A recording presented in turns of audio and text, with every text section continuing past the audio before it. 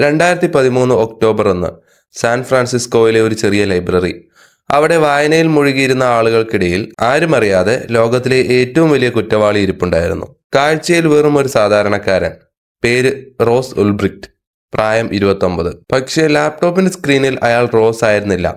അധോലോകത്തിലെ രാജാവായിരുന്ന ഡ്രഡ് pyrite Roberts ആയിരുന്നു അയാൾ. മയക്കുമരുന്നുകളും തോക്കുകളും എന്തിന് വാടക കൊലയാളികളെ വരെ വിൽക്കുന്ന ലോകത്തിലെ ഏറ്റവും വലിയ ബ്ലാക്ക് മാർക്കറ്റിന്റെ മുതലാളി. ഇന്റർനെറ്റിന്റെ ഇരുണ്ട ഇടനാഴികളിൽ പോലീസിനും ഗവൺമെന്റിനും ഒരിക്കലും പിടിക്കാൻ പറ്റില്ലെന്ന് വിശ്വസിച്ച് അയാൾ കെട്ടിപ്പടുത്ത സാമ്രാജ്യം. ആമസോണിൽ നിങ്ങൾ പുസ്തകം വാങ്ങുന്ന ലാഘവത്തോടെ ഹെറോയിനും കൊക്കീനും ഒക്കെ വീട്ടുപടിക്കൽ എത്തിച്ചിരുന്ന വിപ്ലവം. എങ്ങനെയാണ് സാധാരണ ഒരു ഫിസിക്സ് വിദ്യാർത്ഥി FBI-യെയും DEA-യും ഒക്കെ വിറപ്പിക്കുന്ന ഒരു ഡ്രഗ് ലോഡായി മാറിയത്? തന്റെ 29-ാം വയസ്സിൽ ഇരട്ട ജീവപര്യന്തം കിട്ടി ജയിലിൽ പോയ ആ ജീനിയസിന്റെ കഥ. ഇതൊരു ക്രൈം സ്റ്റോറി അല്ല, ഇന്റർനെറ്റ് ചരിത്രത്തിലെ ഏറ്റവും വലിയ വേട്ടയുടെ കഥയാണ്. Welcome to talk with Ronex.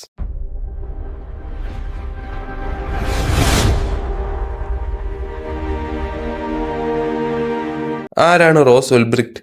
ഒരു ക്രിമിനലിന്റെ മുഖമായിരുന്നില്ല അവനും. ടെക്സസിലെ നല്ലൊരു കുടുംബത്തിൽ ജനിച്ച് ഈഗിൾ സ്കൗട്ട് ആയിരുന്ന, പഠിക്കാൻ മിടുക്കനായിരുന്ന ഒരു കുട്ടി. ഫിസിക്സിൽ ബിരുദവും മെറ്റീരിയൽ സയൻസിൽ മാസ്റ്റേഴ്സും എടുത്ത ഒരു മിടുക്കൻ. പക്ഷേ കോളേജ് കാലഘട്ടങ്ങളിൽ റോസിന്റെ ചിന്ത മാറി.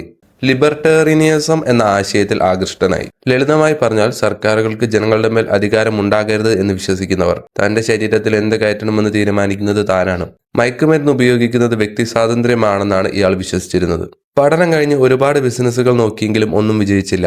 താൻ വിശ്വസിക്കുന്ന ആ വലിയ ആശയത്തിനു വേണ്ടി എന്തെങ്കിലും ചെയ്യണമെന്ന് അവൻ തീരുമാനിച്ചു.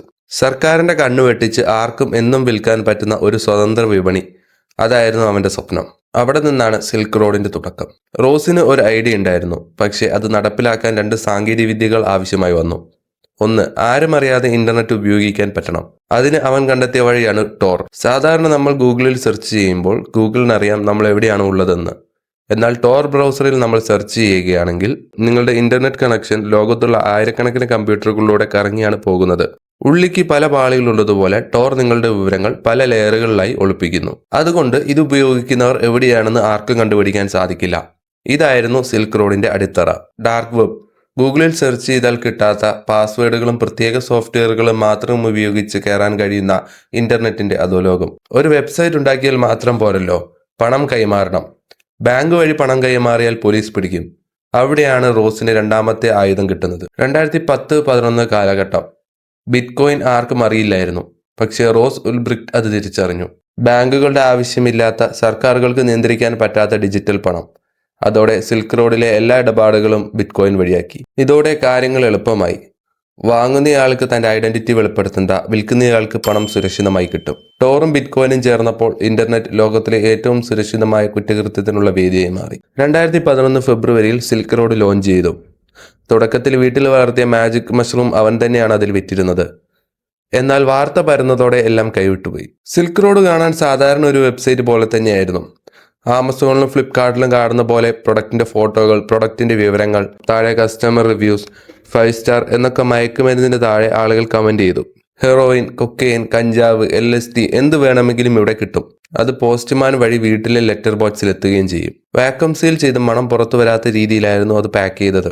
കൊറിയർ കമ്പനികൾക്ക് പോലും അറിയില്ലായിരുന്നു തങ്ങൾ കടത്തുന്നത് മയക്കുമരുന്നാണെന്ന്. റോസ് ഇതിനെ വിളിച്ചത് അണ്ടർഗ്രൗണ്ട് മാർക്കറ്റ് എന്നല്ല, അനോണിമസ് മാർക്കറ്റ് എന്നാണ്. അവിടെ ഒരു കമ്മ്യൂണിറ്റി തന്നെ രൂപപ്പെട്ടു.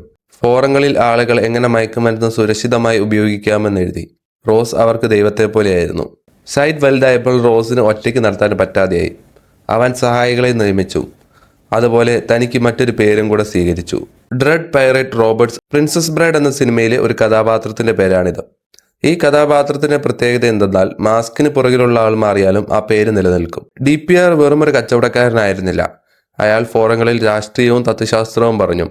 കോടികൾ ദിവസവും കമ്മീഷനായി അയാളിലേക്ക് ഒഴുകിയെത്തി.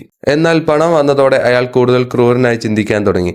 സിൽക്ക് റോഡിന്റെ നിയമങ്ങൾ തെറ്റിക്കുന്നവരെ ഭീഷണിപ്പെടുത്താൻ തുടങ്ങി. തന്റെ സാമ്രാജ്യത്തിനെതിരെ നിൽക്കുന്നവരെ വകവരുത്താൻ വരെ അയാൾ തയ്യാറായി. അമേരിക്കൻ ഏജൻസികൾക്ക് സിൽക്ക് റോഡ് ഒരു തലവേദനയായി മാറി. ചിക്കാഗോ എയർപോർട്ടിൽ നിന്ന് ഒരുപാട് മയക്കുമരുന്ന് പാക്കറ്റുകൾ പിടികൂടുന്നു. പക്ഷേ ഇത് എവിടെ നിന്ന് വരുന്നു, ആരയക്കുന്നു, ഇത് മനസ്സിലാകുന്നില്ല. പല ഏജൻസികളും ഇതിന് പിന്നാലെ കൂടി. FBI, DEA, ഹോംലാൻഡ് സെക്യൂരിറ്റീസ്, അങ്ങനെ ഒരുപാട്. പക്ഷെ ആർക്കും ഒരു തുമ്പം കിട്ടിയില്ല. കാരണം സെർവർ എവിടെയാണെന്ന് അറിയില്ല. സെർവർ എവിടെയാണെന്ന് അറിഞ്ഞാലല്ലേ വെബ്സൈറ്റ് പൂട്ടിക്കാൻ പറ്റുകയുള്ളൂ. ഇതിനിടയിൽ ജാരൻ എന്നൊരു ഏജന്റ് സിൽക്ക് റോഡിലെ ഒരു അഡ്മിനെ പിടികൂടി. അയാളുടെ അക്കൗണ്ട് ഉപയോഗിച്ച് ജാരൻ DPRമായി ചാറ്റ് ചെയ്യാൻ തുടങ്ങി. ഒരു ഫെഡറൽ ഏജന്റുമായിട്ടാണെന്നറിയാതെ പല രഹസ്യങ്ങളും DPR പങ്കുവച്ചു. പക്ഷേ അപ്പോഴും DPR ആരാണെന്ന് അവർക്കറിയില്ലായിരുന്നു. എത്ര വലിയ ബുദ്ധിമാനും ഒരു തെറ്റ് പറ്റും. റോസിനെ കുടുക്കിയത് അവൻ വർഷങ്ങൾക്ക് മുമ്പ് ഇട്ട ഒരു പോസ്റ്റാണ്. ഗാരി ആൽഫോർഡ് എന്ന IRS ഏജന്റ് ഇന്റർനെറ്റിൽ പഴയ പോസ്റ്റുകൾ കൈപ്പരതി. 2011 ആൾട്ടോയിഡ് എന്ന യൂസർ നെയിമിൽ ഒരാൾ ഒരു ഫോറത്തിൽ ഇങ്ങനെ ചോദിച്ചിരുന്നു: സിൽക്ക് റോഡ് എന്ന ഒരു പുതിയ സൈറ്റ് വന്നിട്ടുണ്ട്, ആർക്കെങ്കിലും അറിയുമോ? ഇത് സൈറ്റ് പ്രൊമോട്ട് ചെയ്യാൻ റോസ് തന്നെ ഇട്ട കമന്റ് ആയിരുന്നു. ഇതേ ആൾട്ടോയിഡ് അക്കൗണ്ട് വെച്ച് മറ്റൊരു ഫോറത്തിൽ ബിറ്റ്കോയിനെ കുറിച്ചുള്ള കാര്യങ്ങൾ റോസ് ചോദിച്ചിരുന്നു. അതിൽ ഇൻഫർമേഷൻ ലഭിക്കാൻ വേണ്ടി തന്റെ പേഴ്സണൽ ഇമെയിലും ആഡ് ചെയ്തിരുന്നു. ഇതായിരുന്നു കീ. ഏജന്റുമാർ ആ ഇമെയിൽ ഐഡി ട്രാക്ക് ചെയ്തു. ഇത് സാൻ ഫ്രാൻസിസ്കോയിലുള്ള റോസ് ഉൽബ്രിക്റ്റ് എന്ന യുവാവിലേക്ക് എത്തി. പക്ഷേ അത് തെളിവല്ല. ഇയാൾ തന്നെയാണ് DPR എന്ന് തെളിയിക്കാൻ ഇയാളെ റെഡ് ഹാൻഡായി തന്നെ പിടിക്കണം. അറസ്റ്റിലേക്ക് പോകും മുമ്പ് ഈ കഥയിലെ ഏറ്റവും വലിയ ട്വിസ്റ്റ് പറയാം.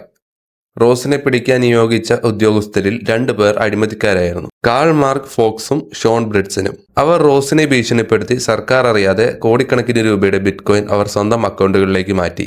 റോസ് ഇതിനിടയിൽ തന്റെ സൈറ്റിലെ വിവരങ്ങൾ ചോർത്തുമെന്ന് ഭീഷണിപ്പെടുത്തിയ കുറച്ചുപേരെ കൊല്ലാൻ വേണ്ടി വാടക കൊലയാളികളെ ഏർപ്പാടാക്കി. ഏകദേശം 5 പേരെ കൊല്ലാൻ വേണ്ടി വാടക കൊലയാളികൾക്ക് പണം കൊടുത്തു എന്നാണ് FBI പറയുന്നത്. പക്ഷേ രസകരമായ കാര്യമെന്നാൽ FBI പറയുന്നത് ഈ കൊലപാതകങ്ങളൊന്നും യഥാർത്ഥത്തിൽ നടന്നില്ല.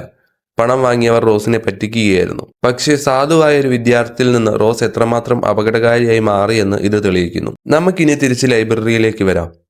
അവൻ ലാപ്ടോപ്പ് തുറന്നിരിക്കുമ്പോൾ തന്നെ പിടിക്കണം. കാരണം ലാപ്ടോപ്പ് ക്ലോസ് ചെയ്ത് കഴിഞ്ഞാൽ അത് എൻക്രിപ്റ്റ് ആവും. പിന്നെ തെളിവുണ്ടാവില്ല. അതുകൊണ്ട് തന്നെ ലാപ്ടോപ്പ് തുറന്നിരിക്കുമ്പോൾ തന്നെ പിടിക്കണം. അതിനാണ് ആ സ്ത്രീയും പുരുഷനും ബഹളം ഉണ്ടാക്കിയത്. അവർ FBI ഏജന്റുമാരായിരുന്നു.